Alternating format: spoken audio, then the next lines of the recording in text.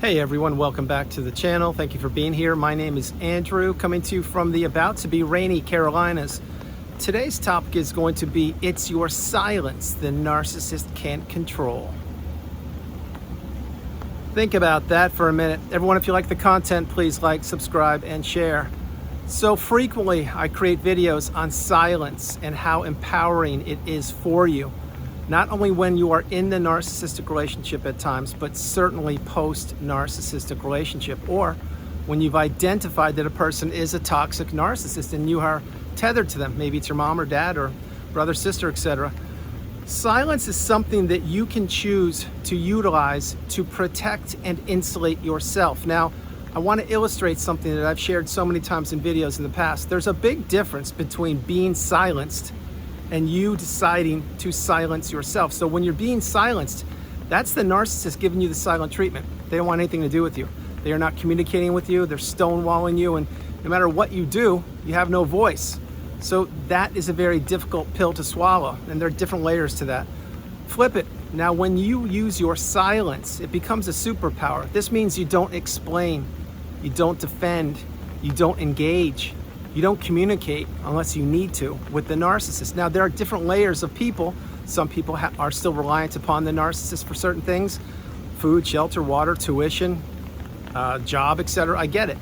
But if you don't need to communicate with the narcissist and you've identified that somebody actually is the narcissist, I strongly suggest you either A, go no contact, block those people, delete them and remove all flying monkeys and people associated with them.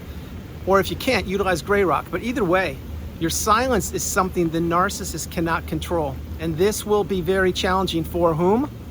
That's right, for the narcissist. Because one thing the narcissist needs is control over virtually everybody that they encounter and every relationship that they know about with that person. So example, let's say that it was a romantic relationship that you were a part of, or let's say it was your sibling. Well, either way, and there's many other relationships, but these are two examples I'll share. Well, the narcissist knew who your friends were, or your colleagues, your coworkers, and they knew all about you. And they would try to drive wedges between you and anything that mattered to you. It's not just exclusive to those two relationships, but that's what I'm sharing. So now, having said that, if you don't tell the narcissist who you are dating, what classes you're taking, what your hair color is, where you're living, what your new phone number is, what your new email address is, what your new hobby or project is going to be, when you don't say any of those things, that is something the narcissist cannot control. Because when you were in the relationship, you were oversharing, you were giving to a fault, you were probably a people pleaser, maybe even an empath, and you believed that the person that you loved, maybe even fell in love with, had your best interest at heart. We now know that the narcissist cares only about one person, which is themselves. So again, when you were in the relationship and you were given the silent treatment, it didn't matter what you said. If the narcissist wanted to give you the silent treatment and punish you, that's what they would do. And inevitably, what would you do? That's right, you would apologize for something you did or didn't do to make the peace in the relationship. This is what the narcissist was banking on, for you to be the walking apology. And the silent treatment is a method or a technique or tactic that the narcissist uses and implements to get what they want from the person they want it from, which is your attention, and to have you cower down to them and bow down to them and take ownership of something that you didn't even know about, because the narcissist won't be accountable. They're not going to take accountability for their poor behavior, etc. So that's the silent treatment, and I explained what your silence is something the narcissist can't control. Now, as I mentioned earlier, when you finally get that light bulb message and you realize that narcissism is prevalent on the planet, and that perhaps you are or definitely were in a narcissistic relationship, your silence is golden. Your silence is a superpower, specifically when you've cut the 4 ties of the narcissistic relationship: the emotional ties, the financial ties, the physical ties, and the spiritual ties. But if you haven't done those, or you're working on doing them, I understand all that, still utilize your silence. Now, silence from an empath, or from my perspective, it's not to punish somebody. That's not what I'm saying at all. I'm saying to protect yourself, to insulate yourself, to not overshare, to not allow the narcissist to know anything about you. Because the more the narcissist knew about you in the past, the more they would weaponize that against you in the present and the future. And the more you knew about the narcissist, the more damage it did to you. Now, that's, again, I illustrated the silent treatment, what the narcissist does. That's a manipulating devastating, debilitating technique they use. That's not what we do. What we do is we take the high road, meaning the people that are healing or have healed in the community. We understand that our silence is a superpower, and it's a superpower on steroids. Once we understand what the narcissistic abusive cycle is all about, that yes, in fact, we were in it. We fell for the mask. We've probably fell for the love bomb stage. We were trapped and existing in that narcissistic fog or the devaluation stage. And day in and day out, week after week, month after month, year after year, we were working for the narcissist, giving to a fault. We were a servant, an indentured servant, if you will. And this person, i.e. the narcissist, was just manipulating us and taking advantage of us, trying to take every single thing they could from us. The relationship ended. That's the third part of the relationship, whether it ended by a discard or you ended it yourself. Either way, my heart goes out to you. But when it ended, it ended. But it usually ends with a thud, a crash, a bang, meaning there's going to be no amicable sit down, having that cup of coffee and hugging it out and saying, yes, we did what we did, and have a good life, I miss you. No, it's going to be the narcissists, most likely ripping the mask off, smashing it to the ground, probably discarding you, and you're going to be left reeling, and you're not going to get closure. You're going to be wondering who they were, what they did, and how a human being could treat another person, not only throughout that whole relationship, but now specifically at the end of it, if you were discarded. This is a pivotal part in people's lives that go through the cycle. This is when people like you found the needle in a haystack. This is when people like you were determined, resilient, committed, diligent, focused, and you were driven to understand how a person could behave the way they did. And then again, you figured it out, or maybe somebody said, hey, watch some of these videos, or maybe you should look up the word narcissist. However you figured it out, you did. Then you went ding, ding, ding, ding, ding. All these light bulb moments went off. All these check boxes or check marks appeared in front of you. Yes, this person did that. Yes, they did that. Oh, they did that too. Oh my gosh, they did that. And then you wrapped your head around, yes, it probably was a narcissistic relationship. It was a debilitating relationship, either way you look at it. But then what did you have to do? Then you had to heal. You had to slow your life down. And when you're healing post-narcissistic relationship, your silence is absolutely imperative. I'm talking about referring to with the narcissist. Now, in each and every video I create, I strongly suggest to go no contact, to block the narcissist or toxic people, delete them, remove them, and all flying monkeys and people associated with them. I understand if your relationship ended recently. You probably can't do that right now, but if you can, do it. If you can't, you're going to have to get more wisdom, more education. You're going to have to become awakened and aware, educated and empowered. You're going to have to learn the definitions in the glossary on the narcissistic abusive cycle. Example, what is the silent treatment? What is stonewalling? What is triangulation? What is a rage fit? What is blame shifting? What is projection? What is mirroring? All these things, you're going to learn these. And the definitions that you're going to learn, you're going to couple those with your real life experience, and that equals wisdom. Wisdom is going to become a superpower for you, because when you acquire the wisdom, then you understand that drowning out and choking out the narcissist of information about you is the path, along with going no contact, etc. So remember, I'm going to go back to the beginning of that relationship. Maybe you were born into the narcissistic family, but you were sharing information with people that were doing damage to you. You were sharing your hopes, your dreams, your aspirations, your goals, your romantic relationships, where you were going away for the weekend, who you were spending time with, what kind of clothes you liked, what kind of car you liked, what kind of smartphone. Everything you did, it would be taken advantage of. It would be downplayed, like, why do you like that kind of phone, or why do you wear those clothes, or your haircut looks so much better this way or that way. Because these people didn't care about you. They wanted to take you down for the count. So when you were let's say you were born into a narcissistic family, well, you most likely were the glue that kept the family together, or you were the person that was putting out the fires that all the toxic people in your family were igniting. You may be what I call a white sheep or a black sheep. Either way, they're interchangeable. You're an empath. You're a kind, loving, stable person. And the narcissists or narcissists in your life, they knew that. So what did they try to do? They tried to extinguish you and your dreams, hopes, aspirations, relationships, etc. They didn't want you to ever elevate and ascend higher than they are capable of ascending. You are a beautiful, bright, shining light. You have ascended or are about to ascend higher than the sun, the moon, the stars, and the galaxy. That is a place where the narcissist can never get to unless they attempt to steal somebody's energy source. In other words, steal someone's soul, steal their identity, steal their hopes and dreams, and steal their belief in humanity. Then the narcissist can catapult themselves a little bit higher than the low vibrational state, like the one below me, but they can never get to where you are. They can never elevate naturally, because inside of you, it's your soul, it's your aura, it's your presence, it's the way you carry yourself, it's the way people look at you, it's the way people treat you, because you're a kind, loving, empathetic, healthy, stable person. Now, when I said this, you were oversharing in the beginning of the relationship. That's what we all did in the beginning, because we believed in the mask, and we believed that that person had our best interest at heart. Fast forward to the end of the relationship, when you get the needle in a haystack, then you realize, wait, asking the narcissist to answer the questions that you may have had about the relationship, that's actually essentially asking for closure, right? Yes, it is. Narcissists will never, and I repeat, never give you closure. They want you stuck in that low vibrational state. They want you stuck thinking about them. They want you stuck thinking about them. They want to live in your mind rent-free. Sorry to say it, but it's what they want. This is why the narcissist hoovers many times post-relationship. The narcissist will attempt to draw you back into the relationship for a day, a week, a month, a year, a decade, the rest of your life, or they'll be testing the temperature of you to see if you've healed, to see if you've gone no contact, to see if you've seen behind the mask, and to see how strong you are. That's why you must never, and I repeat, never accept a hoover. A hoover will only set you backwards. It will never benefit an empath. Play that again. The more opportunities you give the narcissist to abuse you, the more opportunities they will take, and they will keep taking until there's nothing left to take.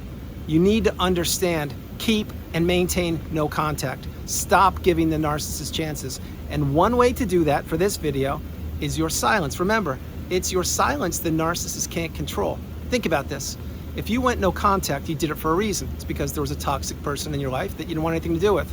Well, when you go silent, what do? You're not engaging with them, you're not talking to them, you don't learn information about them, you don't share information about them, about yourself. What you do is you say, hey, I'm done, no mas, I'm done, I'm finished, I don't want anything to do with you. And this is a good thing, because your silence will speak volumes for you.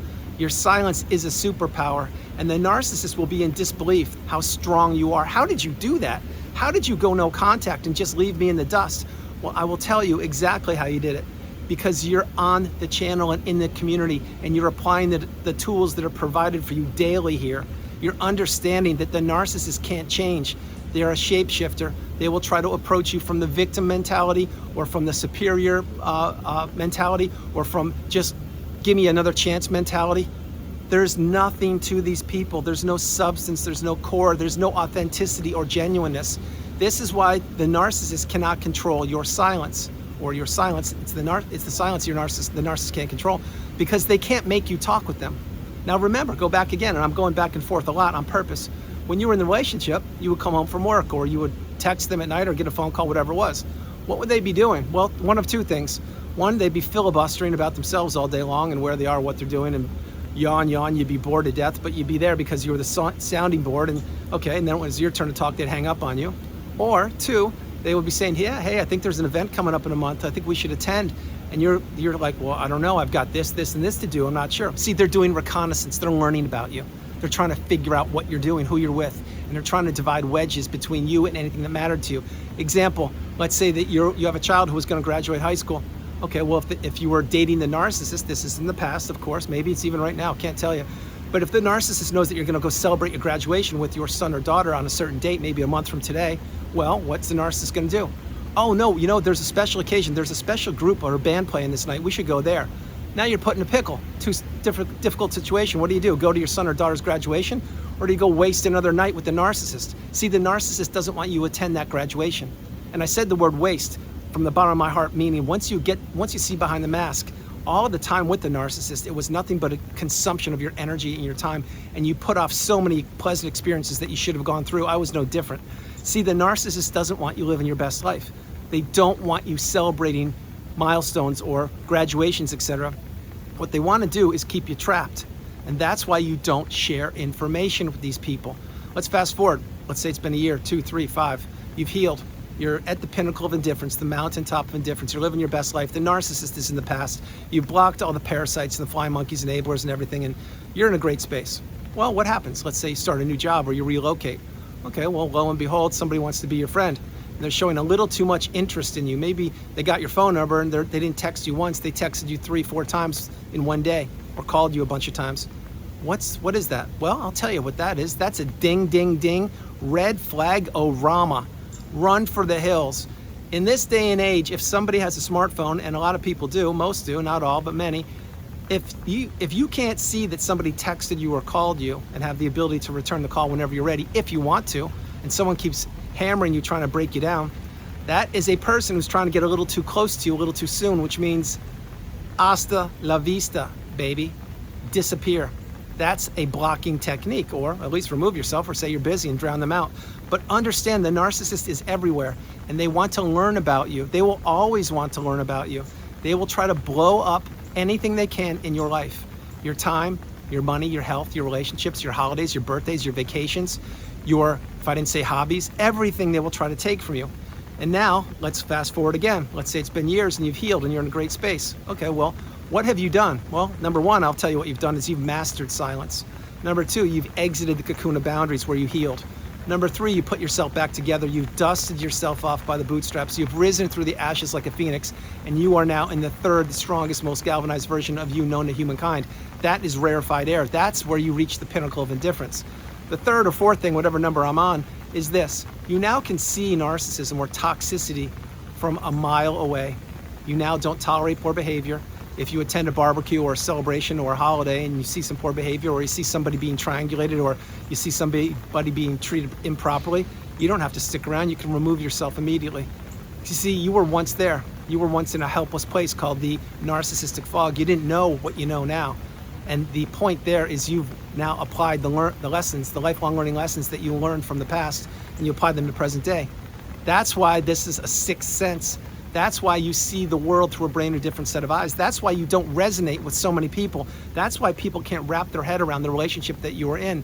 And I'll tell you that the answer to that one, there are two reasons. One, because the people themselves are a toxic narcissist, but they don't want you to know it.